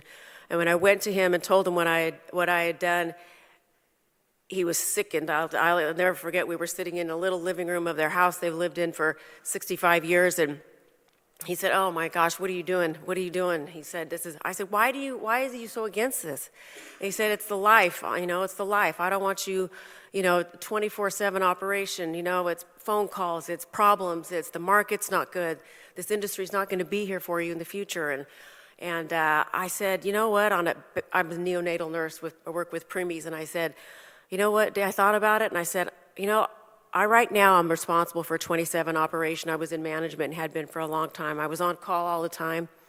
And I said, at a bad day at work today, Daddy, babies die. I can do this. And he didn't really have much to say after that. So I started running my own business and slowly took over the family business, the commercial meat and wool operation, which had been in the family for over 100 years. And the rest of my story is really one of a paradigm shift, stepping back, taking different opportunities, increasing the sources of revenue, diversification, in order to keep this passion that we have for the meat and wool sheep alive. It's just in people who are in it know it's just in your blood. So we started doing more prescribed grazing. This is a part of the aspect of the industry that has sort of grown, particularly in California, but across all of the United States for different goals and purposes. Prescribed or targeted grazing is the management of vegetation with grazing or browsing animals to achieve specific ecological, economic, safety under management objectives. In California, with our wildfire risk, that has been growing over the last decade. Prescribed grazing and vegetation management with sheep and goats has become a very beneficial tool. At the same time, we've had regulations that are creating mandates to reduce herbicides and other methods of vegetation management. The other thing we've done in California, good or bad, is we have built our communities into our coastal range and hillsides and little mountain towns without adequate forethought for safety and wildfire mitigation. And we started to see that for what it was. And now we're really implementing different methods of managing that vegetation for safe communities. The purpose of it is to improve or maintain quantity and quality of forage, improve or maintain water quality, riparian watershed function, reduce soil erosion, improve soil health, all the things we know we're doing, all the things that Jeannie has helped us to be able to quantify. All of that is going on. And what we do with our targeted grazing is we take that, a little bit of a risk, but we take that really into the suburban areas, out of the rural areas, into suburban areas, and make that very public, because that really is where the need is and the risk is for managing that vegetation. What we've also done as part of that is a lot of public education. We are able to demonstrate, you know, I use this term a lot when I talk to people. Once people see the value of livestock on the land, they can't unsee it. This is coyote brush before grazing. This is the same landscape after grazing. That was probably 400 head of animals for a day and a half, 2 days. What we do is we prescribe the right species for the right time and the right place.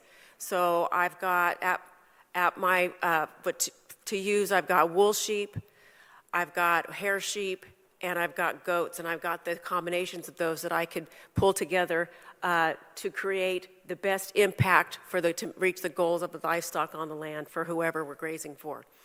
So what we do is I graze for both public and private entities. A lot of municipalities are taking on grazing as one of their management tools. They put out public contracts for bid, and grazers like me can look at those contracts publicly, put in a bid, a competitive bid, and hopefully be selected to perform that work. Some are one-year contracts, some are multi-year contracts. And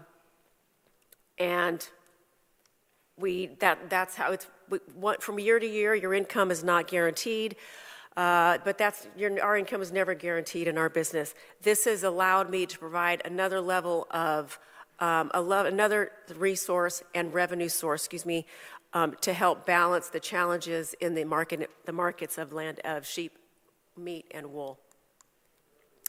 How does it work? First of all, I was sitting across the street taking these pictures from the same day. We put the animals in. We use portable electric fences, solar-powered fencing. Put the fence up in the morning. Put in 400 goats in this particular case. And 12 hours later, that's what the landscape looked like. Many of these areas I'll show you in a minute are very close to homes, schools, water districts, utility districts, areas that really need to be protected, and also the terrain is not conducive for fossil fuel powered mastication. I talk to the clients in advance. I never go in without seeing the land first, so that we know what we're going into, how many animals the land we should take in, what type of transportation I'm going to need for access, what I'm going to need for human resources to get the job done from beginning to end. Another key aspect of planning these grazing operations is timing. Ideally, I'm moving from one client to the next and never bringing those animals home, back to our home base for up to 6 or 7 months at a time, because I can make money grazing while I'm growing my livestock. This is a few pictures of different applications of livestock on the land. The top row are wool sheep. Wool sheep in our area are for prescribed grazing are best for vineyards. The one on your far right is in Napa Valley. Lots of vineyards they plant cover crops to increase the ability of the soil to take and retain moisture and to improve the quality of the soil. So they're planting those cover crops in between their rows of grapes, and then bring the sheep through at the right time before bud break to reduce that vegetation that keeps them from having to spray some, if not all, herbicides, and they don't have to till that ground. And the vegetation is managed, which reduces the habitat for pests, and allows them. It also at certain times they like for the lambs, the sheep, to eat up the lower vegetation and clean up the lower parts of the vines. This middle application for wool sheep there is in a pistachio orchard. That's another example of cover cropping in an attempt to increase the water retention capability of the soil. We have a real water issue in California, and that's been very helpful, and farmers are learning to work with grazers to preserve the water, reduce their tilling requirements, and potentially some spraying of herbicides and pesticides. That's another picture of one of our herders out with the dogs monitoring that and moving them from paddock to paddock. The middle one is our hair sheep, and the two on their side flanking are goats. You can see how close we are to homes in all of these applications. This is an example of an intense grazing project. We were brought in by one client in a county about 2.5 hours north of our home base. The grazing requires intense client communication and mapping. What you see here is the purple and yellow and blue are different herds we had moving within this area, all behind homes, schools, water districts. The red are private clients. And those herds each had 1 or 2 herders with them. It is much more labor intensive, but because I'm getting paid by the acre or by the day to graze, I can make it work and it's profitable. There's a couple of schools built into this neighborhood. In doing their planning, in the planning, which takes pretty intensive before we actually get animals on the ground, they let us know that they were at this point and needed to develop this intense grazing plan because the emergency response plan for those elementary schools was for them to shelter in place because they knew that if they tried to get those children out of the school and onto the surface roads, they would die trying because they built so many homes between the main thoroughfare and where these schools are that they knew those surface streets would be packed with residents trying to evacuate. And the plan for those students to this day is for them to shelter in place. So we have a real passion for making sure that we're doing our job and clearing that vegetation because they're not evacuating those children in fire. And you can see the collection of different clients. This is one grazing application. This is probably 1,200 animals applied, probably 6 herders, a project manager, 3 transporters, and myself, plus my foreman who's managing all the other livestock, wool, sheep, goats, everywhere. We're working for fire protection districts, cities, schools, private homeowners, cities, homeowners associations, another school, private ranch. You could see up there, this in one particular year, they had a fire break out in a place where we had grazed. Our herds were still out. They had moved on past where the fire was encroaching onto. And we had, the fire captain called us. We had already left that particular area. He called us and he said, well, we're going to find out right now how effective the grazing was. And that's his quote. The fire ran out of fuel when it hit the area that was grazed. And we were watching that fire live, and that was pretty satisfying. It adds to the mission and to the passion of our work, and it allows us to continue to invest in the wool, which is really what this industry within my family and so many families in the United States was built upon. Thank you to Jeannie and to Aaron for all of your work that you do. Joining the Responsible Wool Standard really was another element of diversification I had to go for. Like Jeannie said, it's a lot of paperwork, a lot extra work, but we're not afraid of work in this industry. You people know that, and I knew that we could do it. And I'm very optimistic about the future of our industry because of people like Jeannie and Aaron and the ability to diversify.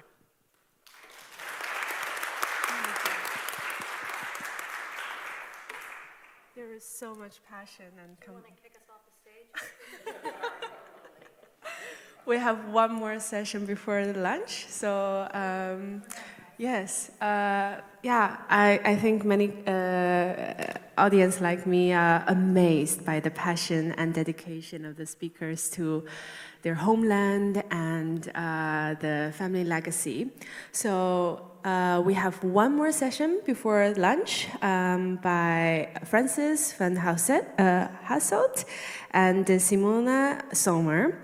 Frances is a designer and entrepreneur from South Africa. She is dedicated to elevating mohair through sustainable practices and has earned recognition for her work with the Mandela Washington Fellowship. And Simone is a professor at this is a very difficult word, Pforzheim University with extensive experience in high fashion and sustainable transformation. Drives innovative design practices using natural materials and local resources, including a pioneering project on wool that will be showcased during this conference. Let's put our hands together for Francis and Simone.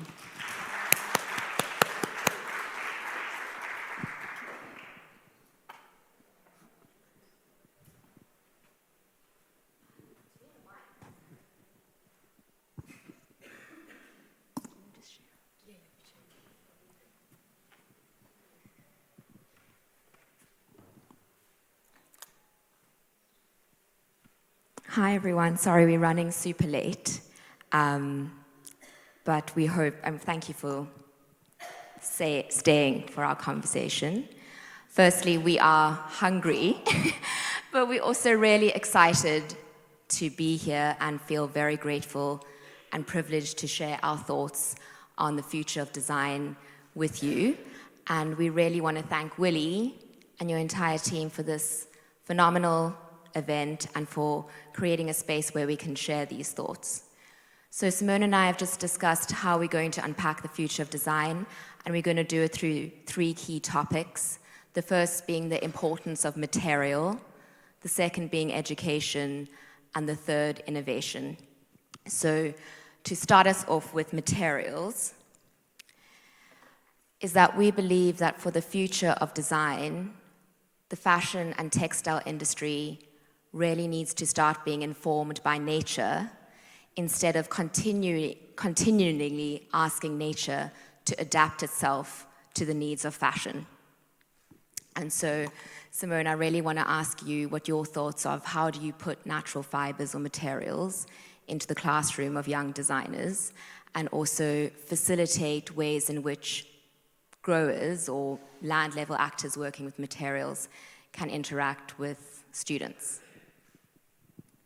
Well, thank you, Francis, and thanks also here for having us as the representatives of the younger generation. Some of you might have seen that we have the exhibition up outside, so I invite you, as you maybe browse the grounds here for lunch, to have a look at it. We did an interdisciplinary project last semester and put wool in the center of our design works and the explorations. And it really changed a lot that we had a briefing that really allowed the material to be explored before the result was given to them. We were lucky enough to have a sponsorship from factories, traditional mills that produce fabrics, and also a felting factory, and have visits there, like on the grounds. And I think often when we design, we have a vague knowledge of what the upstream supply chain looks like, but we don't really know about it. And when we start wanting to learn about it from digital means or books, we don't create an emotional bond with it. So I think it's the hands-on experience and also the possibility for tactile knowledge to really create this emotional bond, and that actually changes the way we make the design decisions. So that was, I think, the big game changer, and I hope for more opportunities to bring students to the ground and really see where the materials that they work with come from, actually. And I think this is actually what you are doing. You and your surrounding, Francis, you are very much working on the farm level. You're working with people, you have access to people who grow the material that you also work with. So what is your perspective on making, and how do you put material in the center of your work, and how do you share the messaging around it? So I completely agree with what you're saying and the need to get to land, in that in any other industry, you're only a master of your craft when you understand materials. And yet I think the biggest problem in our industry is a complete lack of understanding materials and a disconnect from your supply chain. So as a result, what happens is you continue to source materials in specific qualities that will give you a specific product. So for example, a brand will say, we want to source from you, but we only work in kid mohair. And if you come down to land level, you'll realize very quickly that kid mohair is the first 2 times that goat has had a haircut. and it can live up to 10 to 12 years. Should we as a fashion industry not be asking, what can we create that is new, that presents the fiber in a multiple different ways, which speaks to the full life cycle of that animal? And I think that if you truly understand the ingredients of your fabrics, you will be extraordinary in this industry, because that knowledge at design level scarcely exists. And we see it in the food industry, where a simple tomato can be your most memorable meal. So imagine future designers designing by being inspired by the characteristics of their materials and creating pieces that spoke to all the potential of what that fiber could be, instead of trying to find a material to squeeze into an outfit, which may fit but is certainly not in season. And when you can play around with your materials because you understand them and the impact that your choices make on land, on people, and on animals, this is when fashion becomes relevant and exciting and sustainable. And I think it's about time that we realize we need to start making from land up instead of this focus on collection down. And for me, responsible material production doesn't start in factories or your design studios. The process starts with rainfall. Please go and visit your producers, because like you say with the students, only when you go down to land level do you understand the energy of it. You can feel the climate, you speak to herdsmen, you understand the quality of water, and you can share meals and stories around a table. And all of those things make up your understanding of a material, not just its qualities.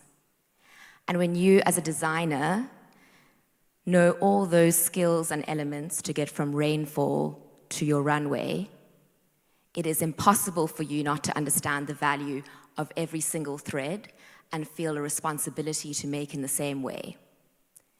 But if we don't have this connection that you're talking about, then our sustainability goals are purely words which follow barcodes and remove us as individuals from having any kind of personal responsibility for what we do with those facts and those figures. There's a great need and an appetite to know where things come from, to understand value. And value comes from educating into an ecosystem that we choose to buy into instead of buying from. And when the system works, it should be easy to make sense to a 5-year-old. And this moves us into the second topic, which is education, and that both of us believe is probably the biggest thing we need to focus on, not just in our industry, but with our friends and our family and citizens. There's a beautiful author called Chimamanda Ngozi Adichie, and she speaks about the danger of a singular narrative. And I think we're in a danger of a limited knowledge pandemic, in that we're dumbing down our audience by focusing on a smart label with no understanding of what that means in practice. And when you continue telling one story over and over, that is what people believe and know to be true. So if we're focusing on barcodes, we can't be surprised when people have no idea that mohair is a proud African fiber, that alpaca is close to a spiritual practice in Peru, that wool comes from sheep, or that herdsmen in Mongolia depend on your affinity to cashmere to support their family and their land. Singular stories can break, but our stories are important, and they can help to heal and protect and give dignity back into this world overflowing with disposable threads. And I think that it's really important for this audience to hear about the project that you're doing in education, specifically the one that you can see in the passage, which was all about wool and the possibilities of it. And maybe just explain a bit what the brief was and what the students' response was to the material. Yeah, so thank you for giving also the hint about the single narrative, because I think this is how we started the brief.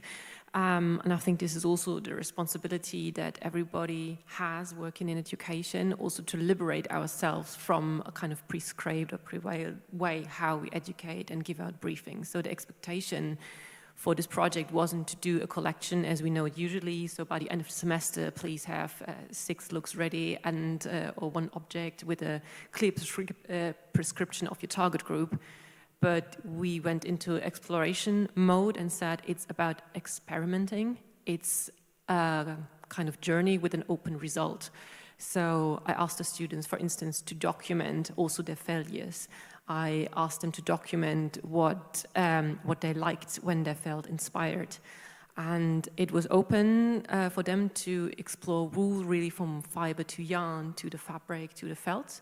And some of the students turned to quite traditional techniques that we all know, like hand spinning and hand weaving. So I brought from home some of my spinning wheels and offered it to the students to use. And there's quite a few people who start now exploring felting and are totally inspired by the possibility that we can turn the fiber directly into the form. And this is something that only wool can offer. So I really felt that this kind of attitude of liberation towards a briefing then fostered this approach to really go into the matter of the material and to explore. And it doesn't mean that we exclude technology. We have few students who are really drawn towards modern technology. For instance, maybe you saw the project out there that used the wool stones from the felting machinery and used it with the CNC mill. So that student worked hands-on first, using like tools just by hand cutting and sewing, and then she developed a CAD model from it in Rhino and then used the digital CNC mill to work on boxes.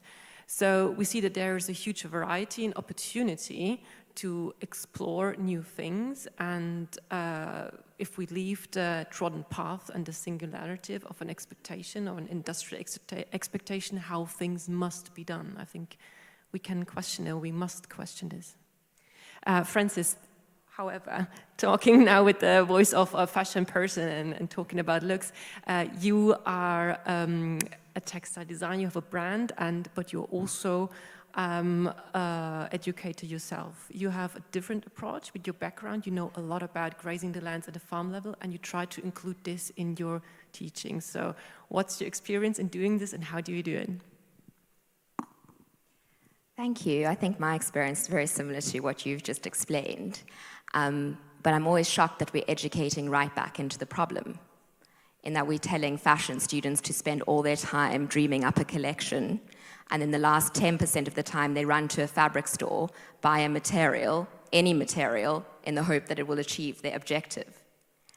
These are the people who are going to brief you in your room, in this room. And they have no idea what their design implications mean. I was teaching a master's fashion class and of phenomenal students, and they stopped me halfway through the class and they said, "What is a herdsman and how do you spell that?" And for me, this speaks directly to this problem of a singular narrative and a lack of connection, in that I think many people can lay claim to being a designer. You could be an average designer, you could be a brilliant designer. Very few people can lay claim to being a herdsman. It requires a deep understanding of plant life, of animals, of climate, signs of distress, the rumors of rain, and you have to know and be connected to the environment. These actors are some, I think I have a photo here, are some of the most important people in our supply chain, and yet how often do we tell their stories? And how on earth is a designer going to know the impact of their choice and their decisions on the life of a herdsman and many other actors and elements along the supply chain if they have no idea they even exist, let alone that your design decisions impact their life? And so I really believe that we have to be in the classroom of the future fashion and textile students, because fabrics literally weave a story about the history of a place. the very reason as to why they exist, the materials that you've used to make them, who has made them and why, documents a moment in time. And it's on us to educate this next generation that they don't only have the responsibility, but also the privilege to be able to make and preserve as well as conserve. And then this very basic element takes us into our last pillar, which is innovation. And I guess you've come to the conclusion yourself from our conversation that maybe we think that innovation isn't actually reinventing the wheel, but actually understanding it. And it's quite simple. It's just connection and having a simple understanding of where things come from and where they go. And I think you would be a fantastic, you can share a lot of knowledge from your work in the fashion industry as to whether you think that natural fibers offers a limitation or the possibility for innovation and creativity.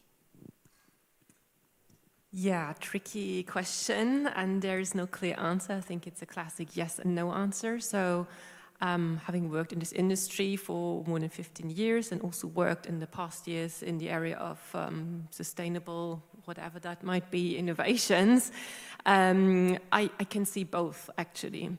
I see brands struggling to find a one-on-one replacement to existing products and existing pathways and existing roadmaps and business models, and is endangering, and it might be difficult for the people who are working in those teams, in those diverse teams. So going to the bespoke supply chain, going back to the farm level, changing the way you weave or the way you dye, it adds complexity, and a brand who is looking basically for a one-on-one replacement will hit a dead end here, I think. Also, the costs are shifting, and we see that consumers don't appreciate any sustainability label in the way that they are willing to pay more. We know about this in the so-called attitude behavior gap. Surveys have come to the same conclusion: it's not working. So what I see in the same moment is that if, as a brand, as a designer or a huge corporation, you put materials in the center of your strategy, you do an in and out list what you would like to have and what you would not like to have anymore, where you want to change from, and then adopt an according business model, a purpose, an attitude, and also values to it, I think you can thrive totally. But it means that you have to do this crucial step of being very sincere and honest in which direction do you look for the future, for your brand and for your enterprise. Coming to that conclusion, you choose your material and then you work from that material with the people you would like to work, and you ask yourself about the difference between profit and prosperity and with whom to share that prosperity, to have a sustainable partnership also in the future. And I think having this attitude in this future is not only very creative, I think it's also something that gives hope to everybody who works in that industry. There's many people who think fashion design is a dream job, and I think it could be. But looking at the realities, there's many constraints and also pressure in the system. So I think we are at the point where we should look into regenerative practices on so many levels, and that's also inside of the fashion system. Yeah, again, I'd like to hear about your perspective on that, because I can imagine that from where you come from and how you work with your ecosystem of people working on the land and with the material that they produce themselves, innovation looks different in the space of making and farming. So what's your experience or your definition of innovation?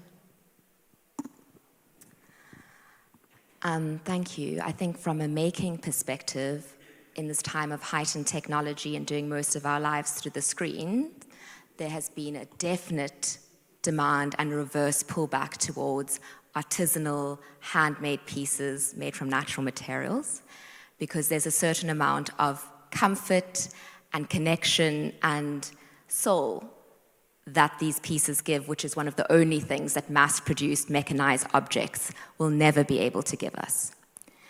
And then in terms of natural fibers, I believe that before we innovate, we have to stand for something. And it's about time we stop distinguishing ourselves according to what we are not, like synthetics. And it's much more appealing to stand for something than against something. At the moment, if I ask the average person on the street whether mohair comes from a sheep, a goat, or a duck, or if linen is a plant or animal fiber, they won't be able to give you an answer. And maybe innovation is as simple as basic education. And I also think that we've heard a lot about innovation and technology and data collection, which is clearly very needed and important. I'm just nervous that we are reducing what we're doing to a label, the same label that everyone across the board needs to comply to, whether you fast fashion or luxury.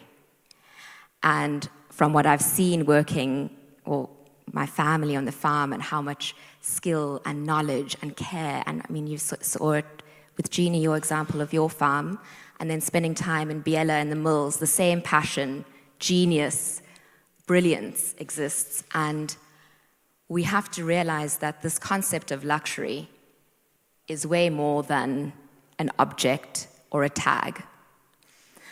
I also believe that we need to look at the amazing innovation, but also the challenges that happen when you're setting global standards of sustainability, in that a lot of these standards are not applicable or financially viable to people across the board. And we recognize that brands are facing huge pressure for these standards and certification. But I think it's really important that we realize this will never be an overnight fix, and that in practice, it requires a huge amount of engagement and constant bettering and adapting, and that the biggest problem is that these policies are set without the influence and the voice of actors at the source and every step of the supply chain. So I'm begging those of you in the room, go to land level, send your top decision makers, because there is no one solution that fits all, and we're really far from figuring it out. So for subsistence farmers in Peru and Lesotho, for example, it's very difficult to comply to the current standards. And that is not because it's unsustainable. We're just still trying to find ways to account for the way in which they produce. So if you're going to swap out materials because you're following a barcode, just be very careful of what that means in practice. Because if you don't know the realities on the ground, then the very core of what you claim to be doing could have a reverse impact on some of the most ancient, sustainable, and almost spiritual practices, and also vulnerable communities. And the last thing I just want to say is that there's no ways that we can solve an ecological problem by thinking of ourselves as separate to nature. And all of these climate change goals go back to land level: water, soil, biodegradability, biodiversity, and the health of your communities and your animals. And yet you continually exclude land-level actors in setting the policy. And all of this talk about innovative farming, from Paris down to the Karoo, you don't need to tell a farmer to innovate. It serves their business to care for their land, their animals, and their people. But let us just stop for a minute and all recognize the fact that we are bankrupting the source of our materials and our climate change actors, in that price instability of raw materials is the most unsustainable thing in our industry. And let's not focus on innovative farming practices until we deal with that, in that farmers have no idea if what they're going to get for their efforts. Are they going to make money? Are they going to go bankrupt? Are they going to make a profit? And so I think that in conclusion, for me, and I think you agree, is that innovation for our industry might just be going back to basics. And so before we go to lunch, I just think we're all in this room to connect, and it's been very special to do so. And we're here to share our stories, share our materials, and share our knowledge. And it comes down to asking yourself what legacy you want to leave. And for farmers, they're certainly not doing what they're doing to make money. We're doing it because we want to leave a legacy, and the footprint on our land is our legacy. it documents what we have done with it under our custodianship. And I think if we can scale that way of thinking into the rest of the industry, that's when you see long-term, regenerative and self-driven change, which we realize is both the easiest and the hardest thing to do. So thank you all. We have a little bit more time. I don't know if you want to say anything. You're hungry. So thank you all for being here, and if you have any questions, come and find us over a plate of food. Thank you.